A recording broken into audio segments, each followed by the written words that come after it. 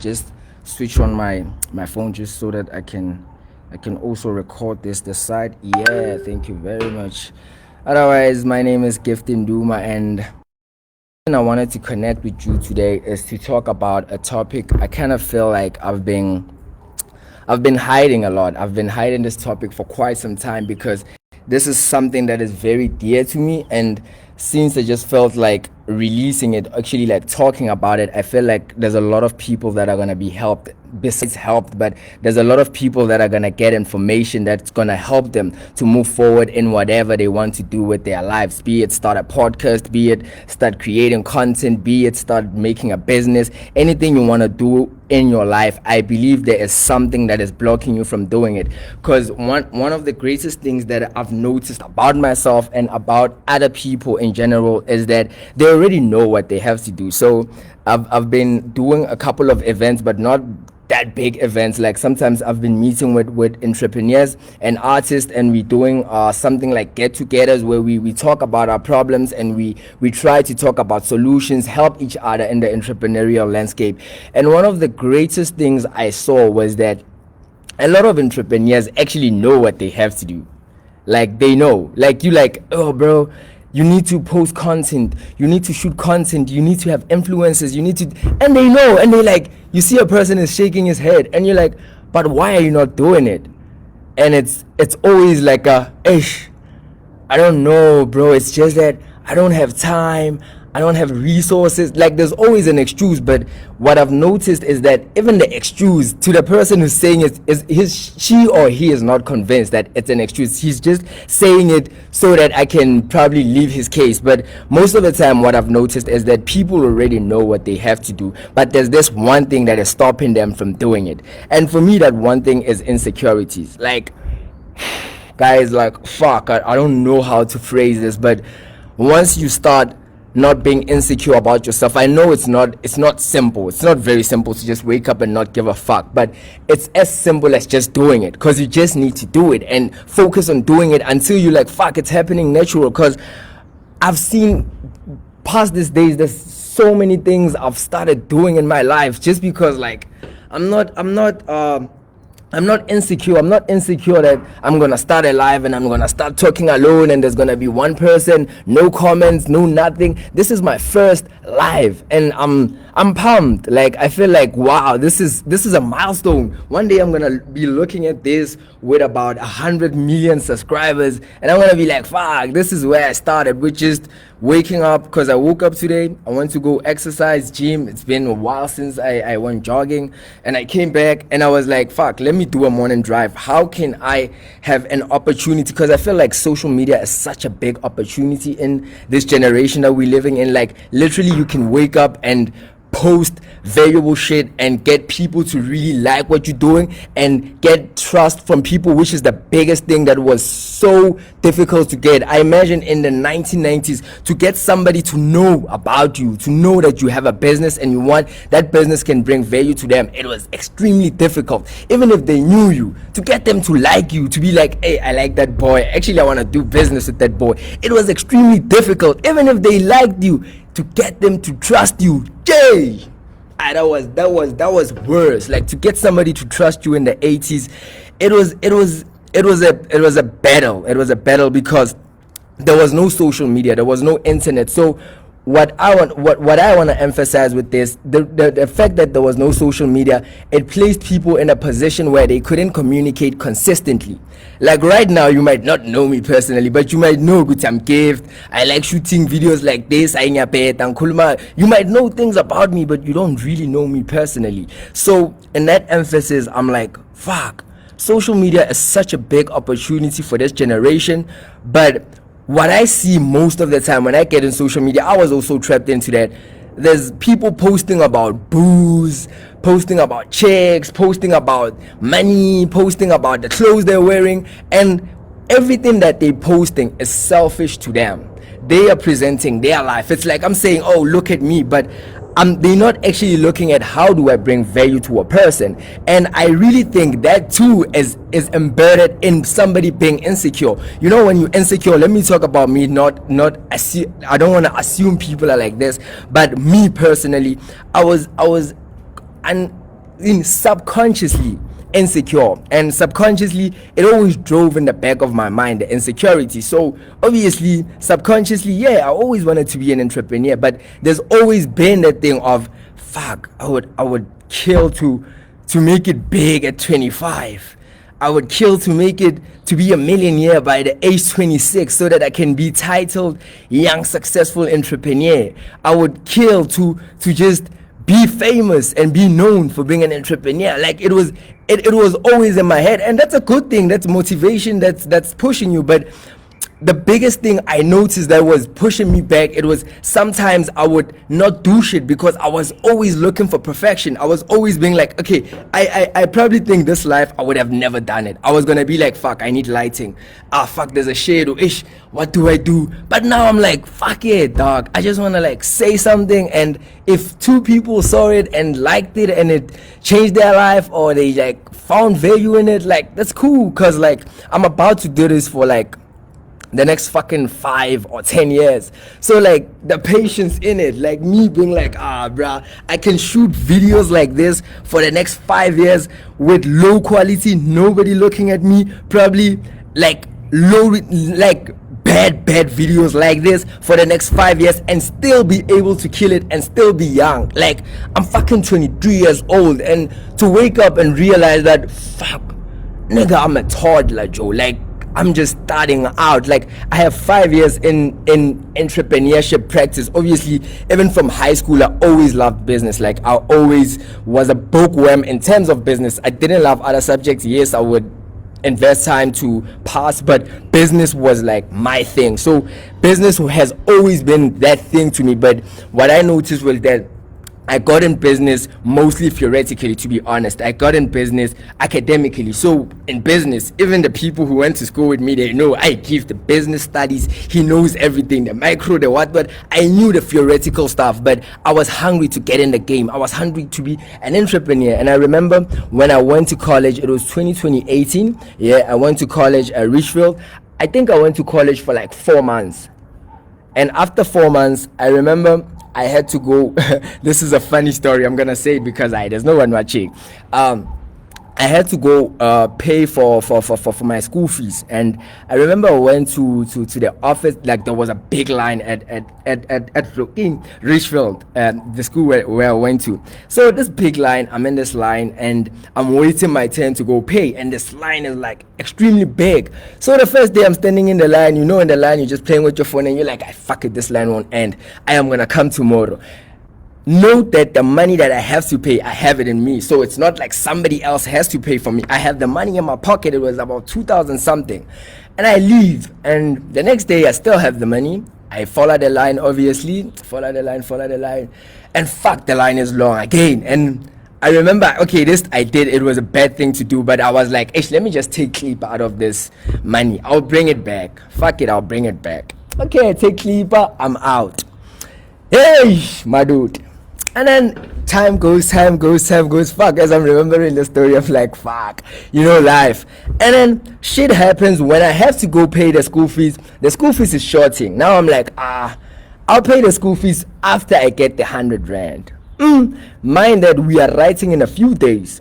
And then there's this thing in college where they say you can't write if you didn't pay. So they like come with a register and they're like, hey, Gifting Duma, is Gifting Duma here? Sorry, you can't write. And I was like, fuck, I can't write. And mind that I have the money, but it's shorting with like a couple of 100 rands, which I could like hustle. But now I'm sitting. I remember I was outside the class and I was holding the money. I was supposed to go pay and rush back to the class, but there was like about 10 minutes left. So it was, that commotion when you're like, fuck, I'm not about to write. Am I gonna do this in time? And you're holding the money, and I had to run to go pay and come back. And I literally paused. Like a mind, like an idea came to my mind and it said, quit. I said, what? I think it was Satan or God. He was like, quit. And I looked at the money, and as I looked at the money, like the creator said more, because I remember I wanted to buy a camera. And I was like, fuck, that Canon what? I don't even know how to use a camera, mind me. That Canon what is about 2000, I think it was about 2000 something, and I wanted to buy that camera. And I was like, I tricked myself. I was like, okay, this is what I'm gonna do. I'm gonna buy this camera, and after buying this camera, I'm gonna take gigs, and I'm gonna make money from photography, and then with the money I made from photography, I'm gonna pay my school fees. That was the plan. And I was like, fuck, I'm smart as shit. I made a plan. Mind that this was my step into entrepreneurship. Fuck. Boy, did it burn. Whoo! I bought the camera, and after buying the camera, I think I spent it about a month not knowing how to switch it on, not knowing how to use it, not knowing how to switch it on. Like, I remember I spent it like 3 weeks, I think, figuring out how to literally on. And Swazi showed me, shout out to Swazi, showed me how to switch on the camera, and then first time press the shots, and I was like, what? Here's the picture. Well, I was so happy that day. You know that cameras like DSLR, you can do an automatic. Most photographers would know. So it was on automatic, and I took a picture, and I was like, I was over the moon. I was like, now I had to make a plan of how I'm gonna eat my millions. You know, when you're starting a business and you feel like it's gonna be successful, first jump, and your only stress is about how am I gonna spend this money? Cause like when I calculate, you know, when you're starting a business, you're calculating, you're like, hey, a photo shoot is 500. Okay, let me not kill them. I'll make it 300 just for starters. Hey, but yeah, hey, I'm going to have a lot of clients. Ooh, it's going to be busy. And you're like, okay, I'm going to take 10 a month. Yeah, 10 is good. Okay, no, I'm going to make like 3,000. Fuck, I'm going to have so much money. Boo. My first event, my first photo shoot. I don't remember the photo shoot. I think it was at Archive with Hobo Steez or something. Shout out Hobo Steez. Gave me an opportunity to come to the event and shoot. I was super pumped. I thought I knew everything about photography. I thought I was the best in Soweto. Went to the event, took pictures. After taking pictures, you're like, sure, hey, I'll send you the pictures. Got to my computer, took the pictures from the camera to the computer. And as I was looking at it like this, I was like, man, I didn't shoot this. The pictures were dark. Some of them were not in focus. Like, it was just bad. But I wouldn't say I was working with amateurs. We were all beginners at that time. So it was not such a train smash because we didn't know what dope work looked like. It was like, it's work. Work is work. And we were like, okay, this is good, man. We can send. It's pictures, Moses. It's pictures. And we are like, yeah, let's send. And then we sent it the pictures. And then Hobo was like, did you edit them? And I'm like, edit? Mind that I don't know what the fuck Lightroom is, what the fuck Photoshop. I don't know even. Okay, Premiere Pro. Did I know Premiere? I don't think I knew even Premiere because I bought a PC. I didn't even know I need to buy a big PC, like a machine, in order to edit like films and stuff. I just thought I have a camera, I'm done. Like, I just need a laptop because I remember I had a laptop from school, or I bought a laptop, this affordable laptop, 3,000, the ones you can just type documents in. I bought that laptop, and I was like, editing. The pictures got in, and I went to the native app. You know, when you put in pictures and you go to edit, and you're like, oh, he meant edit. Okay. But now I'm like, contrast. What's contrast now? Brightness. Okay, brightness makes sense. Oh, bright. Contrast and saturation and vibrance. Madod. And then this is what I did. I just and I didn't know what did what. I just was like, vibrance, what highlights, and I was like, yeah, it's nice, this one. And I took the pictures forward, and that was the first crash I got. Actually, that was not the second. I have a second story, but I'll tell probably on another live, or if I can tell even on this one. But what happened, I got a crash because the client was like, thanks for the pics, but dog, you should learn, you should invest most of your time in learning how to edit. And I was like, I have to learn, but I have a camera, and this camera is like expensive, like, Kanti, which one is this one? And he said that, and at that time, at least I was not like a person who was full of himself. I was like, can you please teach me? That was when my career started, because the lesson to learn how to do Photoshop. I think even Swazi was mostly active in terms of like teaching me the camera. Like, oh, Swazi Ash, I don't know his Instagram caption, handle, but I'll make sure I drop it here so that you can check out his work, like her work.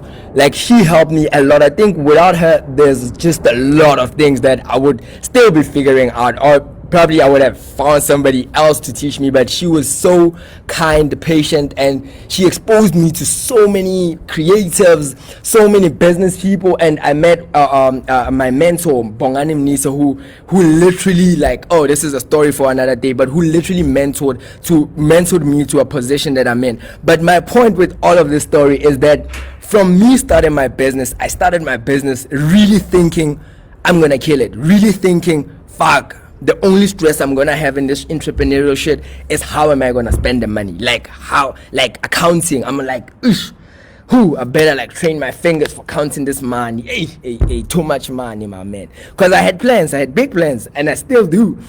But the reality of business, it hit, and after it hit, there was so much things that I thought I was, that were confirmed that I'm not. And at the time, I believe that I was not yet a best photographer. I was not yet a best content creator. I was not yet, you see. But at the time, I felt like I was not. It was like I was just classified, Gucci. Boy, you just full of yourself. You as phonella, boy. Rest. So when you're impatient, you're like, hey, even this photography thing, I feel like it don't work, man.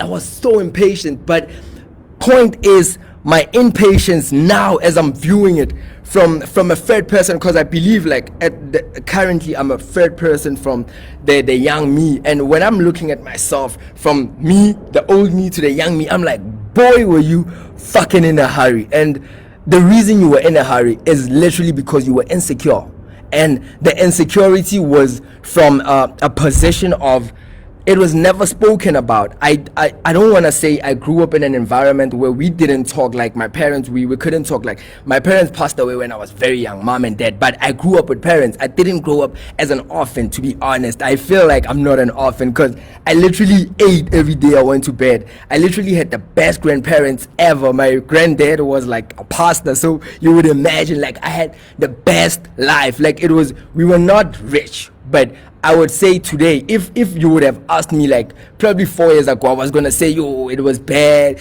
but now I'm like, I'm grateful. Like I'm like, fuck, I don't want it any other way, because everything bailed me like staying outside when you are staying in a big family, like bomakoko, they're taking over, and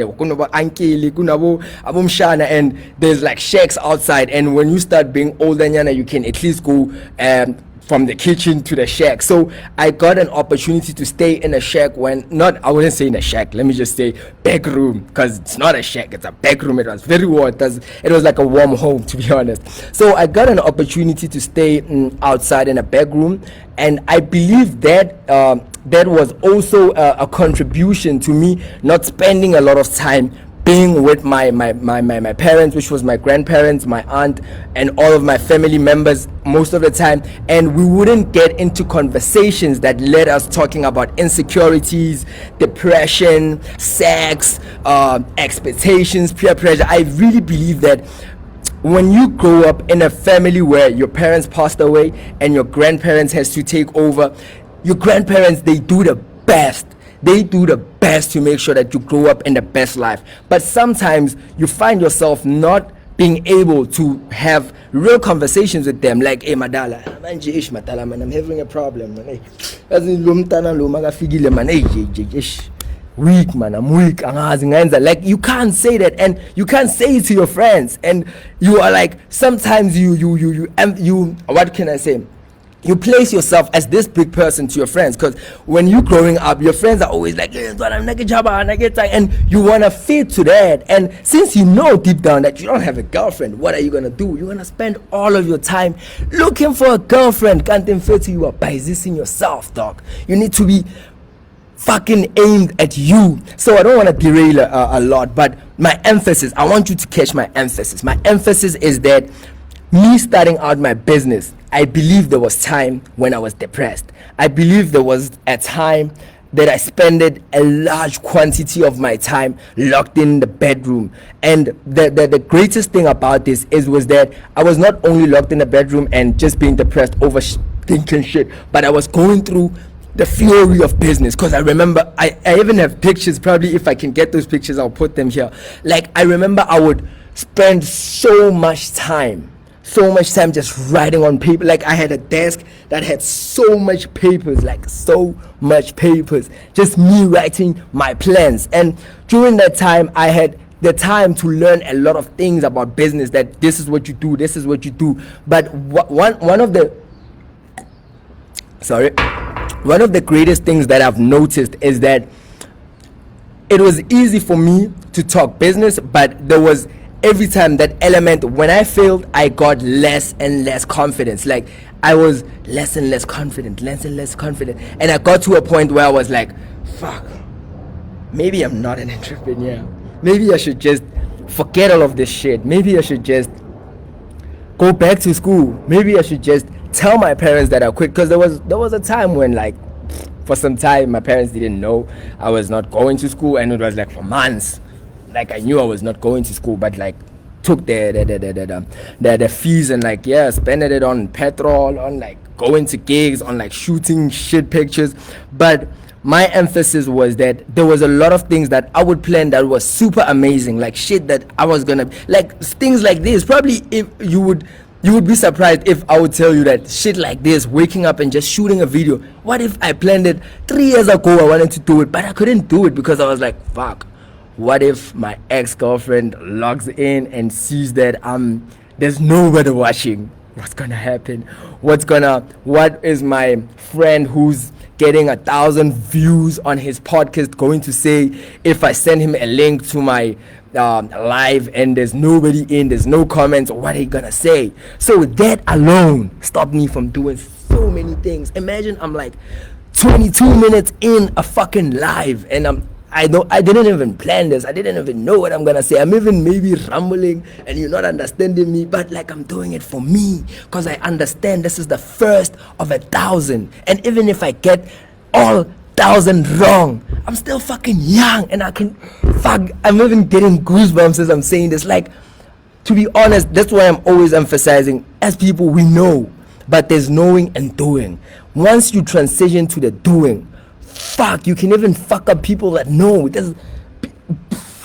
Fuck.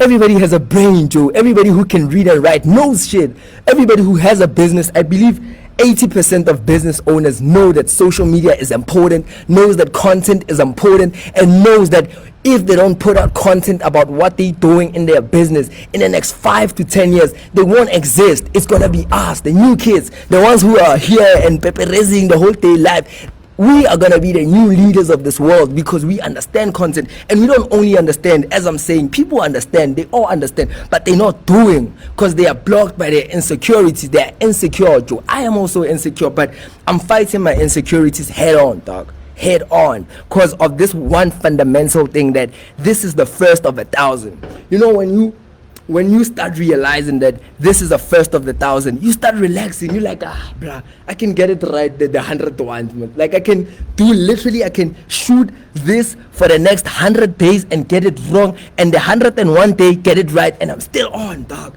I'm still on, I'm still energetic, and I'm still in, dog. You see? So, you being as an entrepreneur, spending your time, I don't know, I won't tell you how to deal with your insecurities. I don't think I'm in a position where I could life coach you. I'm just a kid who's an entrepreneur who's experiencing things in his life. Like, it's like I'm having, I don't know what to call it, you know, like when you're having trance. Maybe if I was a sangoma, I would be like, this is how I'm feeling, but I'm a new person. So just as Puminda. But what I want to say is that I'm experiencing things. I don't know, next week I might fucking feel down and I won't do this again, but I'm not worried. The fact that I'm not worried about what's going to happen tomorrow, another thing, tomorrow, which is Friday, the 13th, I'm doing an entrepreneurial get together. So my idea of doing this is I want to take entrepreneurs or entrepreneurs that I know that I can access, put them in one room and get them to communicate, get the conversation going, whereby the entrepreneurs who have problems can pose their problems, and entrepreneurs that have went through that problem can present solutions that are possible, that could happen. And mind that I don't know how I'm gonna do that.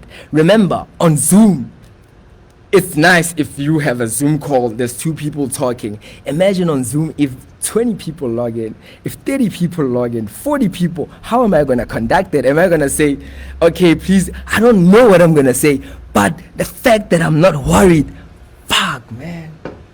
Bro, I'm so free. I'm not worried, because the only thing that will worry a person in this instant being like, fuck, I have a Zoom tomorrow, I don't know what I'm gonna say, I need to prepare, is because of the insecurity. Uguti, fuck, I've invited my ex-girlfriend to the Zoom. What is she gonna say if I say something wrong? What is she gonna say if I stumble? What if I say, what did I wanna say? Ish, and I'm like, fuck. Bruh, nobody gives a shit, because the moment I click end video here, you going back to your shit, bro. You going back to your problems. You forgot about me. You like, oh, this guy is funny. And you going back to your problems. You going back to your insecurities. You going back to your fight. So why do I spend most of my time trying to make myself perfect for you when you don't even spend time to digest that perfect? Like, it can be perfect and you be like, hey, give nice lighting in and you were dealing with something else. So my approach is mostly value. Whatever you do, think of how valuable is it going to be to the person watching it. How valuable is it going to be to the person consuming it? Because once you think about value and not think about yourself, because I really believe insecurity is deeply embedded in being selfish. And subconsciously, so not people wake up and like, ah, fuck it, I want to be selfish. Subconsciously, somebody wakes up, and just because subconsciously you are selfish and you're not, and you don't want to address it, you end up being, look at this jersey. Imagine if I spend it an hour thinking, man, this jersey is not nice, man, ish, and I spend it an hour just looking for a nice jersey. Imagine if this cap, I was like, fuck, ish, fuck that shit, dog. Does that bring value to a person? Does a nice cap bring value to a person? Does a nice jersey bring value to a person? Does lighting, perfect lighting, bring value to somebody? It doesn't. So my emphasis, if you are an entrepreneur and you are young, even if you are old, once you start thinking of what value can I bring to the other person and eliminate your insecurities, you're gonna be Superman. And once you realize that everything you are doing is the first of 1,000, it's the first of 1,000,000, you're gonna start relaxing, bro. You're gonna start chilling, and you're gonna start learning. You're gonna start being enthusiastic. You're gonna start looking for lessons. You're gonna start weirdly so, like, I'm weirdly looking for problems. I'm weirdly happy when a problem happens. I'm like, fuck, I need to go see someone, like a sangoma or something. This is weird. I need to stop being happy when a problem happens, because every time a problem happens, there's something new I learn.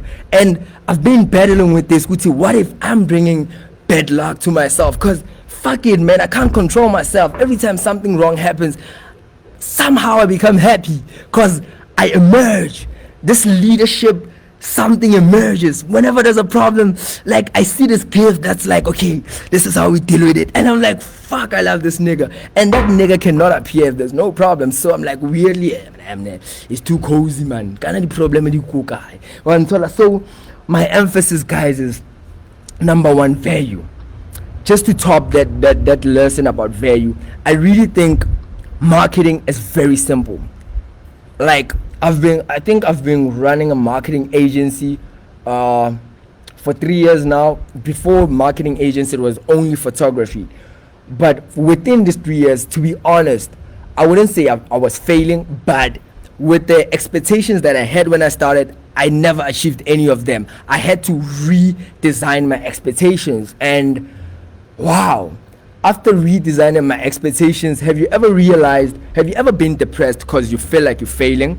And once you redesign all of your perspective, like just say it, if you smoke weed, smoke weed. If you don't smoke weed, a lot of people they get paranoid. I also get paranoid. I was paranoid. Right now I'm not. But like weed, if you don't smoke it, don't smoke it. But I'm just saying, if you just relax one day, you are highly stressed, and you just change your perspective.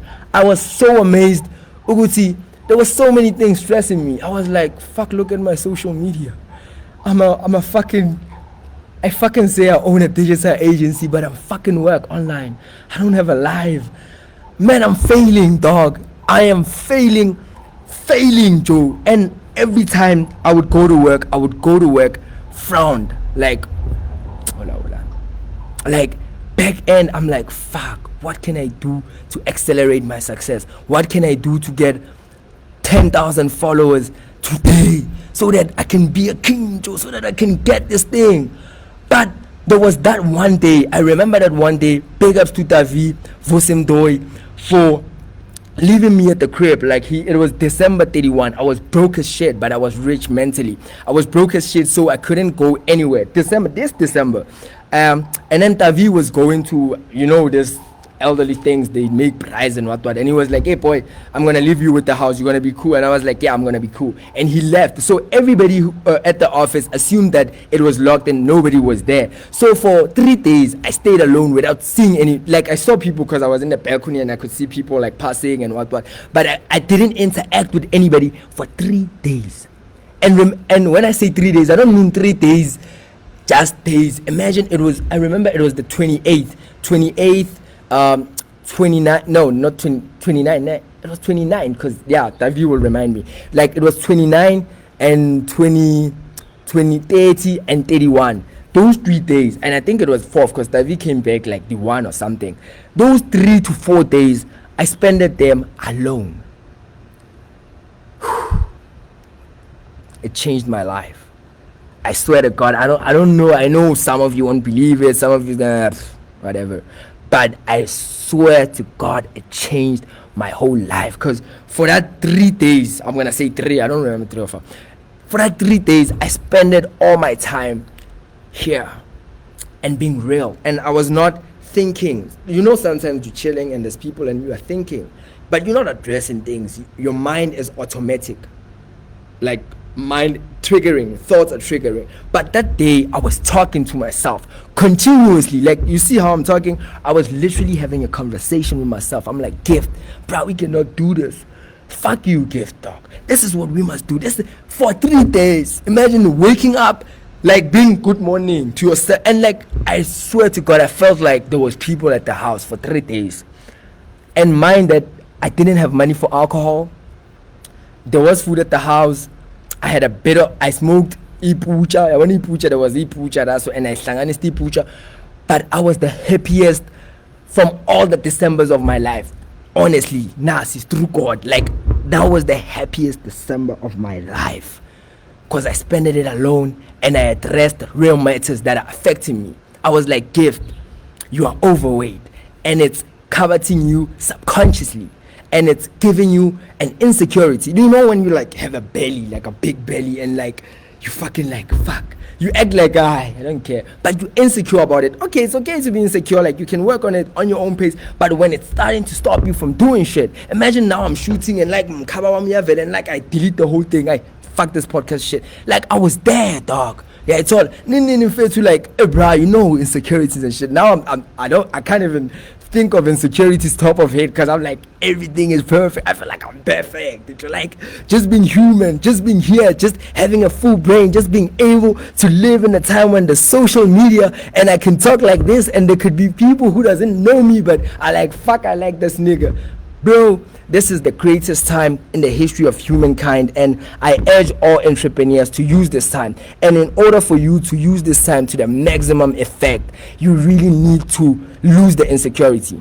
You really need to gift yourself with bravery in your next birthday. You need to lose the insecurity, man. You need to, bro, I want to talk about everything that makes this, cements this, but like I don't want to make this conversation long. I just want to get the point across. Number 1, insecurities are gonna fucking make you fail. Insecurities are gonna make you impatient. 99% of entrepreneurs that are impatient is because of an insecurity. It's because they doing it not to help people. You see it when they are like pricing their shit. I don't want to talk about this. Okay, I'll talk about it another time. But you see them when they are pricing their things. They are like, we need money. They're not thinking about the consumer. How do you determine if an entrepreneur is not thinking about the consumer? One thing, they don't know who their consumer are. Whew. If you don't know who your consumer is, if you don't know your ideal customer profile, if you don't know who you're selling to, that means you don't care about that person. Come on, think about it.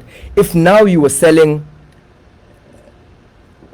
glass water, and you're like, Sam, I'm glass.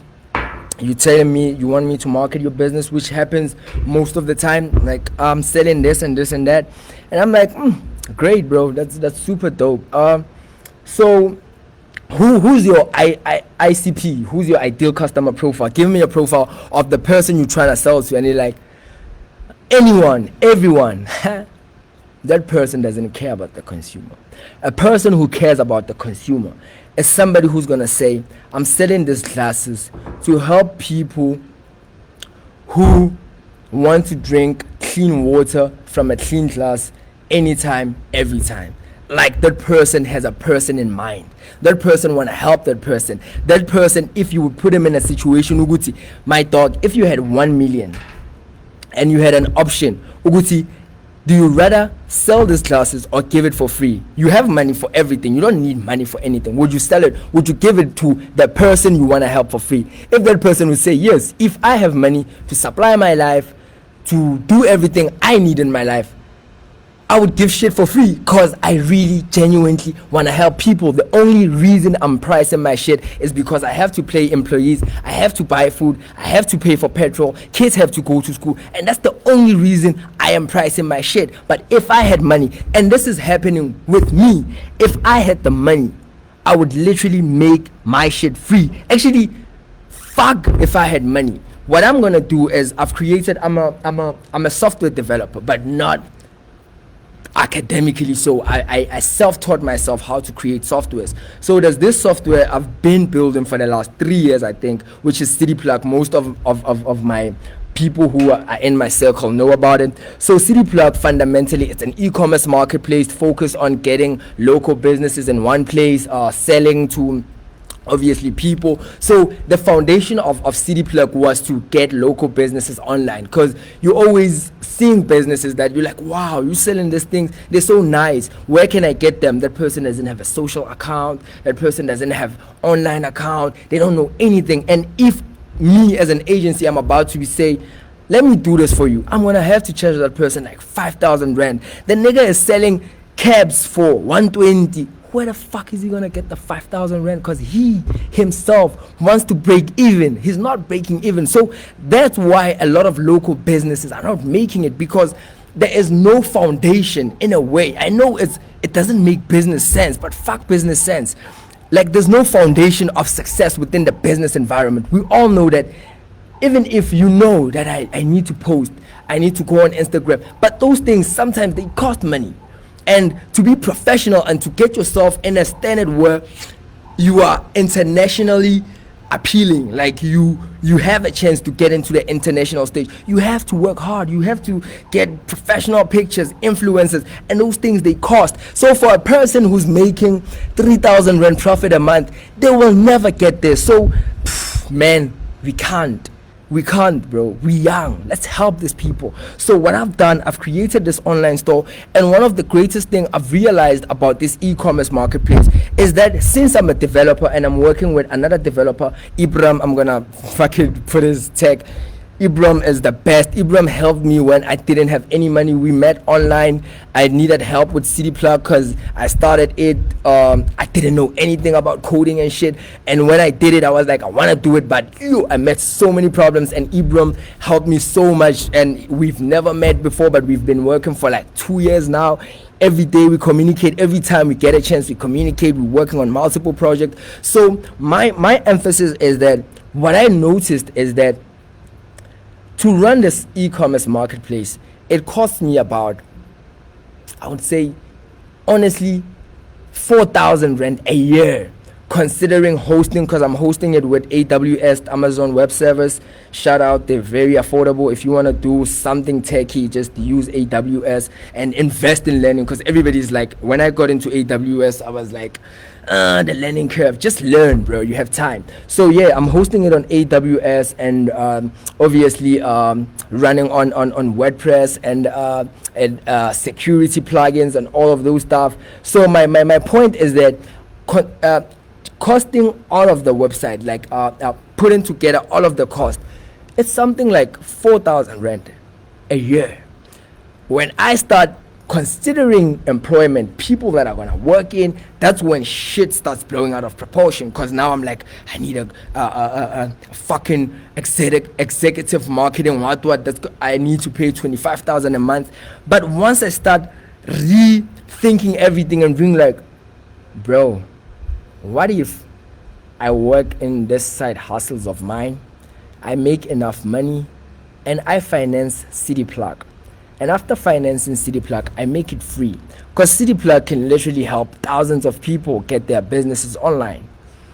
What if I can make it for free? Not trick people and say trial for 7 days or for 3 months, and then be like, it's cost 120 a month, because that was the emphasis, that was the approach, to be honest. First go, so ready to, like, I was deeply insecure, I was deeply depressed, I wanted to make money, and again I just ate all of my money that I was supposed to go to school with. I was broke. Now I needed to make the money fast enough so that my parents doesn't notice that I quit school. So I was just in that phase where I was, fuck, I need money and I need it now. So I don't have time to learn shit. I want to do easy shit. I want hacks. I was there, dog. I was there. And guess what? Everything flopped. And besides, everything failed. I got into depression. And that's the biggest failure ever. Not depression is a failure, but you feeling like you failed. And actually, you being depressed because you feel like you failed is actually failure. So you can fail, but you didn't fail. But once you feel like a failure, that's when you give yourself the title. So I really think nobody fails in life. People learn. The only time you fail is when you do something and it doesn't work out and you stop doing it. And you go to depressed land and you just want the easy way. Now you failed. Now I have no empathy for you, sorry, but you failed because you stopped. But if you didn't stop, my nigga, you still in. So my point is that I was on the City Plug. I know I'm in and out. City Plug is an e-commerce marketplace. I really believe that City Plug will help thousands of businesses, but I and my team, because I have a team, we need to rethink what we want to do. We need to rethink the purpose of our mission. We need to rethink what we would like to see in the environment, and we need to look into what we're willing to sacrifice for it. Bro, I'm willing to sacrifice the 320i. I've always wanted the 320i BMW, and I thought City Plug, the marketplace, is gonna buy it for me. I'm willing to sacrifice that. I'm willing to sacrifice staying in a room. We're renting a room, like it's a garage, literally a garage, and we're staying, it's about 3 of us sleeping in the same garage. But people will see you and they're like, yo, this nigga is making it. My nigga, there's a lot of sacrifice being done. And even to get to the garage that we're living in, there was a lot of rentals that we went through. Like, hey bro, if I would tell you about me and my niggas, like currently, not before, like currently, the life we're living, like inside it, not like the shit we post and like now in a studio, because we have a studio, Vep10 studio as like the god.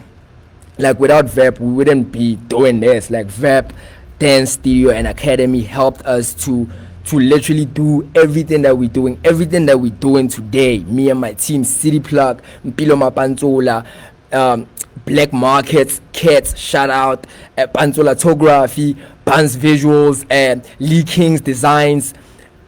All those businesses are alive today, and they are run by young people, and they are alive and well because of Vose Mdoe.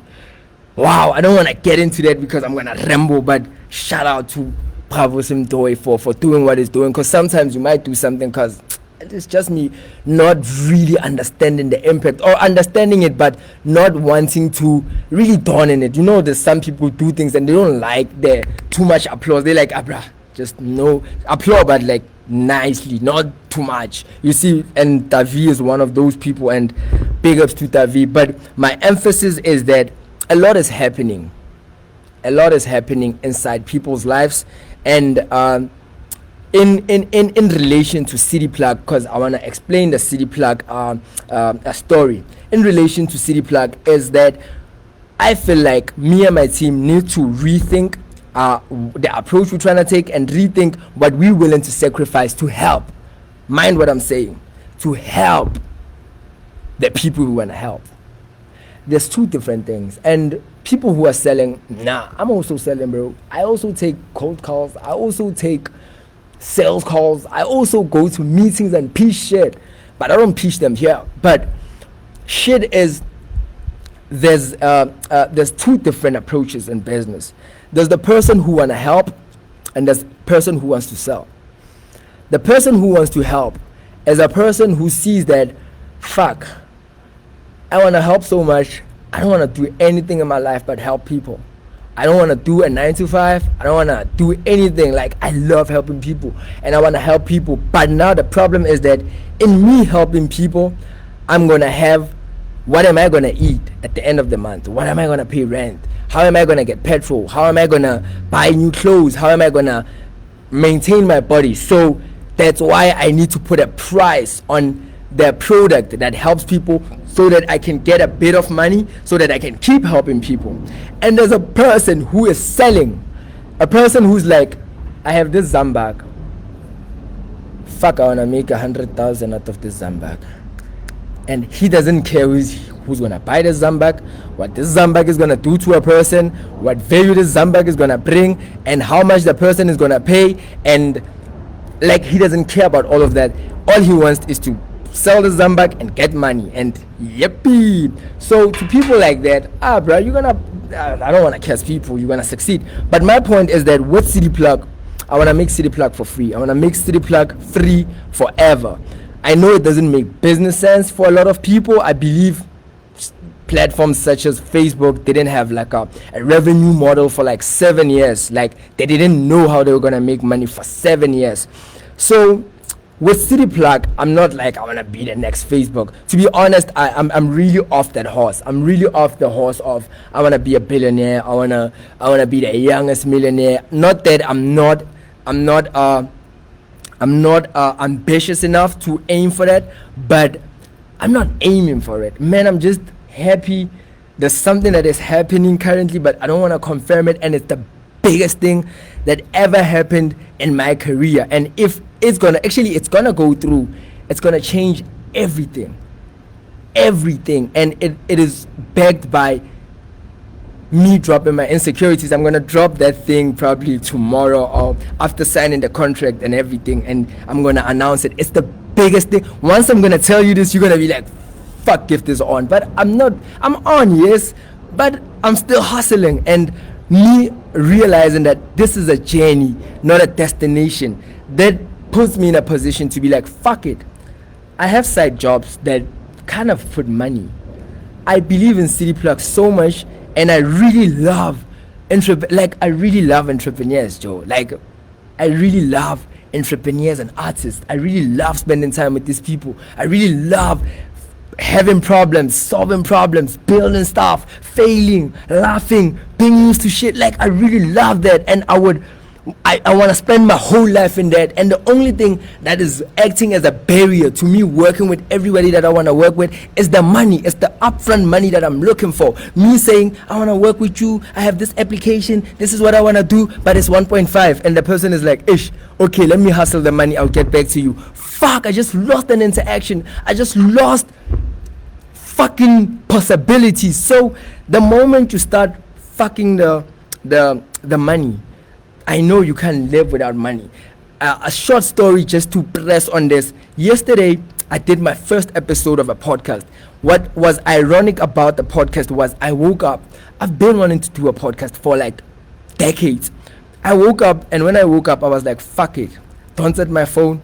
I text Tembi Q. Shout out to Tembi Q. I text Tembi, my dog, I'm gonna pull through, my dog, man. I wanna interview you. Tembi was like, lol, hey, you, okay, no problem. And she was like, ish, but if you said earlier, but this is happening. I have a meeting in Joburg with an investor. After the meeting, I'll come through, but I'm gonna come at 2 o'clock now. And I was like, okay, no problem. Number one, I didn't set up because I was like, there's a possibility she might not come. She might be like, taxis and inging, and I'm gonna set up. And you know, when setting up production work, you need to direct that thing, and it's a lot of work. So I had to set up. When she walked in the office, she came and she was like, oh, dude, I'm so tired. Hey, Josie, my meeting went well. I was like, no, you came through. Let's set up. Number one, I didn't know where I was gonna set up, honestly. Number two, I didn't have any questions for the podcast. Number three, I didn't know which cameras. We have cameras, but I didn't really have production goods. Okay, I'm gonna use this camera and I didn't know all of that. Most importantly, I didn't have money. And why do I say I didn't have money? I didn't have money to buy Tembi a snack. I didn't have money to buy her lunch while we're setting up, while we're in the riding. I didn't have money to buy a cold drink. I didn't have money to take her from the studio to her home. I didn't have money for all those things. Guess what happened?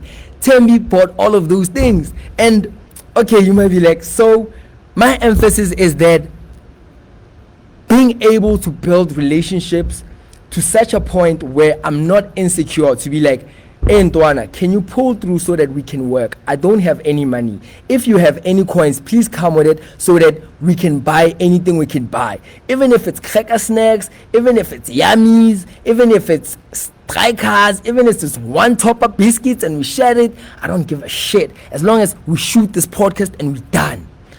And that was the approach I went with the whole day, because when you're shooting, there's always setbacks. The battery of the camera is off, you didn't charge it, the SD card is full, you didn't format it, you didn't set, and there's quite like a dang delays. But even when there was delays, me being able to keep low head, and the biggest thing was, this was the first episode of a podcast.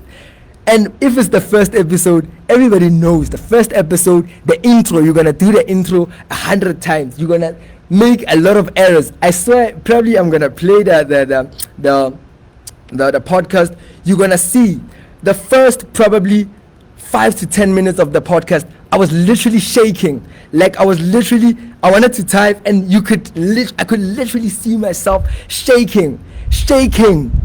But man, I was like, fuck it, I'm in, baba. And I did it. And I got comments, like my nigga was like, hey bro, you fucking it up, bro. What the fuck? And I was like, when you like feeling like, this guy, my dog motivate me, man. Don't say I'm fucking up. You see? But like, it was so dope for me to do all of those things with no insecurities, because with insecurities, number one, I wouldn't have shot a podcast. Number two, I wouldn't have found the opportunities that I found, opportunities that I'm gonna announce probably tomorrow or after signing the contract, that is big as fuck and it's gonna change my life. I wasn't gonna shoot this. I'm in an hour, dog. I was never gonna shoot this if I was insecure. So insecurity is a cock block. It's the biggest cock block ever. Just to close it off, fuck your insecurity. Work fucking hard. Do what you love so that you can fucking work hard. And invest, man. Invest. Realize that the first of everything is the first of 1,000. And be patient. If I was allowed to give advice, I would say, if you're in production and you starting for the first time, don't plan. If you have a camera and you want to shoot something and it's your first time, don't plan it. Just go out and shoot. Plan after your 5th episode. That's when you sit down and you're like, hey bruh, but there the sound was not okay, so we'll put sound. The lighting is bad, let's put light. Because what happens is, you're gonna plan when it starts and you're gonna plan forever, my bro. So just to close it off, I can see now I'm buffering a bit. This is Gifting Duma, this is the morning drive, and today you just learned, fuck your insecurities. They are fucking you up, they are stopping you from living the best life ever. This is Gifting Duma. Thank you very much for watching this video until the end. If you didn't, I love you still, because I know my thousandth, like the thousandth video, you're gonna watch it till the end. Even if you don't watch this one till the end, even if you don't watch the second one, the third one, the fourth one, the fifth one, you're gonna watch the 100th one, and you're gonna like me the 100th one, because I'm gonna be better. And yeah, man, it's all about positivity and just doing it. Thank you very much, guys. Major love.